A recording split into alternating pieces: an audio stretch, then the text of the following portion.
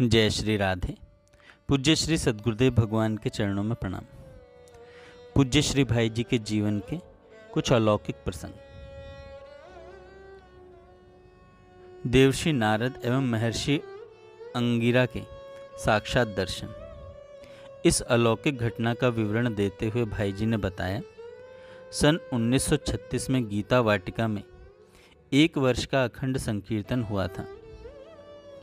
शिमलापाल में नारद भक्ति सूत्र पर मैंने एक विस्तृत टीका लिखी थी। वह टीका उन दिनों प्रकाशित हो रही थी। भागवत की कथा में भी नारद जी का प्रसंग सुन रखा था। इन सब हेतुओं से उन दिनों नारद जी के प्रति मन में बड़ी भावना पैदा हुई। बार बार उनके दर्शनों की लालसा जागने लगी। एक दिन रात्रि में स्वप्न में 2 तेजोमय ब्राह्मण दिखाई दिए। मैं उन्हें पहचान न सका। परिचय पूछने पर उन्होंने हमें बताया कि हम दोनों नारद और अंगिरा हैं। फिर उन्होंने कहा, हम कल दिन में 3 बजे तुमसे मिलने के लिए प्रत्यक्ष रूप में आएंगे। यह स्वप्न प्रायः जागृत अवस्था के समय का था और इतना स्वाभाविक था कि मुझे उसमें कोई संदेह नहीं रहा। मैंने पीछे बगीचे में इमली के पेड़ों के पास एक कुटिया साफ करवाकर उसके सामने एक बेंच लगवा दी और उस पर 2 आसन लगा दिए। मैंने किसी भी व्यक्ति से इसकी चर्चा नहीं की। मैं स्वयं अपने निवास स्थान के बाहर बरामदे में बैठ गया, उनकी प्रतीक्षा करने लगा। ठीक 3 बजे 2 ब्राह्मण आए और मुझसे मिलना चाहा। मैं उन्हें पहचान गया। ठीक वही आकृति, वही स्वरूप जो स्वप्न में देखा था। मैं पीछे बगीचे में बढ़ने लगा और वे मेरे पीछे पीछे चलने लगे। हम लोग उस एकांत कुटिया पर पहुँचे। उन दोनों को मैंने बेंच पर लगे हुए आसनों पर बैठा दिया। मैं नीचे बैठ गया। दोनों ब्राह्मण सफ़ेद कपड़े पहने हुए थे, किंतु आसन पर बैठते ही दोनों का वास्तविक स्वरूप प्रकट हो गया। बड़ा ही भव्य और दर्शनीय स्वरूप था। वे कुछ देर बैठे रहे और उन्होंने मुझे कुछ बातें कहीं। अंत में उन्होंने कहा, जब कभी याद करोगे तब हम आ जाएंगे। वे मुझ जैसी वाणी में बोल रहे थे। वे जिस व्यक्ति के सामने प्रकट होते हैं उससे वे उसकी समझ में आने वाली भाषा में बोलते हैं। नारद जी ने भाई जी के सामने बहुत से गूढ़ तत्वों का रहस्य उद्घाटन किया, जिनका शास्त्रों में विस्तृत वर्णन नहीं है। इसके बाद भाई जी के जो प्रवचन होते थे तथा कल्याण में जो लिखते थे, उनमें उन्हीं सिद्धांतों का प्रतिपादन होता था। किसी का विरोध करने की प्रवृत्ति नहीं थी। इसके पश्चात तो नारद जी आदि देवर्षि गण भाई जी से वार्तालाप करने के लिए पधारते रहते थे, क्योंकि भाई जी भी दिव्य संत मंडल में सम्मिलित कर लिए गए थे। आइए अब पूज्य राधा बाबा द्वारा पूज्य श्री भाई जी के लिए अपने बड़े भाइयों को पत्र लेखन, उनमें पूज्य श्री भाई जी की महिमा। पूज्य बाबा एक पत्र में कहते हैं, पूज्य देवदत्त भैया, सादर सप्रेम प्रणाम। एक और बड़े ही रहस्य की बात लिख रहा हूं आपके लिए। यथासंभव इसका प्रकाश बहुत कम लोगों के सामने हो, यह मेरा आपके प्रति विशेष अनुरोध है। देखें, आपने श्री जयदयाल जी एवं हनुमान प्रसाद जी का दर्शन किया है। चाहे आपकी श्रद्धा कम भी हो, पर इसका अंतिम फल भगवान की प्राप्ति ही है। श्री जयदयाल जी एवं हनुमान प्रसाद जी पोद्दार केवल दिखने में बनिया हैं।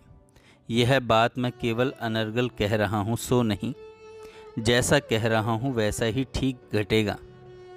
समय ही मेरे इस कथन की सत्यता को प्रमाणित कर सकता है। श्रीमद् भागवत के यमला अर्जुन उद्धार के प्रसंग को पढ़ेंगे। वहाँ एक श्लोक आया है। जो बात श्री नारद जी के दर्शन से यमला अर्जुन के लिए सिद्ध हुई है, वही बात इन दोनों के दर्शन करने वालों पर भी लागू होगी। दर्शन करने वालों की श्रद्धा हो चाहे मत हो, यह संभव है कि आपकी श्रद्धा की कमी के कारण अथवा अन्य किसी प्रतिबंध के कारण अथवा कुसंग में पड़कर साधन छोड़ देने के कारण आपको एक जन्म और धारण करना पड़े। जिस तरह यमला अर्जुन को जड़त्व की प्राप्ति हुई थी, किंतु जो इस बार का जन्म होगा उसका प्रारब्ध ऐसा बनेगा जो भगवान को मिलाकर छोड़ेगा, जो भगवान से मिलाकर छोड़ेगा।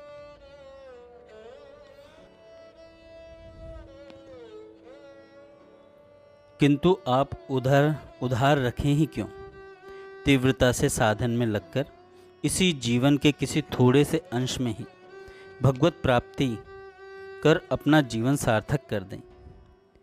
अगले पत्र में पूज्य बाबा कहते हैं, तारादत्त भैया, अपने जीवन की सर्वतोमुखी गति भगवान की ओर करने के परम पवित्र उद्देश्य से ही मैं भाई जी श्री हनुमान प्रसाद जी पोद्दार के पास पूरा जीवन रहने का व्रत लिए हूँ और रह रहा हूँ। भगवान की इच्छा से श्री हनुमान प्रसाद जी पोद्दार के साथ मेरा जीवन व्यापी संग नहीं हो सके। एक क्षण के पश्चात दूसरे क्षण क्या घटित होने वाला है, इसकी सूचना तो मात्र प्रभु को ही होना संभव है। परंतु जब तक जगन नियंता की मर्जी ऐसी ही है, भाई जी को छोड़कर एक कदम भी इधर उधर होने का न तो मेरा संकल्प ही है, न ही मेरी रुचि है। विश्वास करें, श्री भाई जी से मेरा संग किसी भी व्यवहार के हेतु से कदापि नहीं है। आप लोगों से नहीं मिलने में कोई लौकिक अड़चन हो सो बात भी नहीं है। बड़े मज़े में श्री भाई जी मेरे आने जाने का टिकट कटा सकते हैं, परंतु सच्ची बात यह है कि न तो मैं कारण ही बता सकता हूँ और न श्री भाई जी को छोड़कर मैं कहीं भी आ जा ही सकूँगा। कल क्या होगा इसका पता नहीं। मैं पिछले किन्हीं पत्रों में यह बात लिख भी चुका हूँ कि श्री भाई जी के अनुग्रह से ही मुझे परम तत्व के परम सार भगवान के सगुण साकार स्वरूप का अनुभव हुआ है।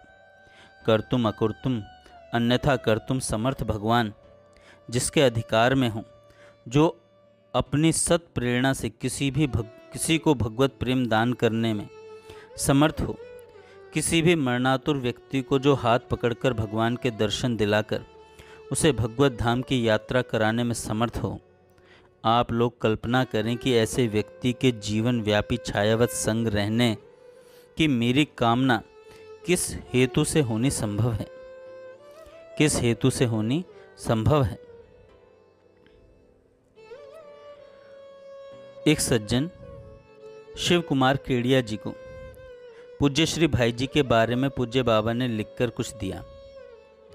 पूज्य बाबा कहते हैं, श्री भाई जी की स्थिति को सर्वसाधारण समझ ही नहीं सकता। उच्च साधन संपन्न सत्संगी भी इन बातों को हृदयंगम नहीं कर सकता। मेरे ध्यान में युगों युगों में ऐसे उच्च आध्यात्मिक स्थिति का कोई सिद्ध भगवत कृपा पात्र आया ही नहीं है, परंतु हुआ होगा तो मेरी जानकारी में नहीं है। मैंने कहीं उल्लेख नहीं पाया। नारद भक्ति सूत्रों में महासिद्ध प्रेमी भक्त नारद जी ने सिद्धांतों में ऐसी स्थिति का उल्लेख अवश्य किया है। भाई जी के संपर्क में आने वाले माया जगत के सभी जीव, चाहे वे मक्खी मच्छर पशु पक्षी मनुष्य पितर देवगण कोई भी हो, एक न एक दिन अवश्य तर जाएंगे।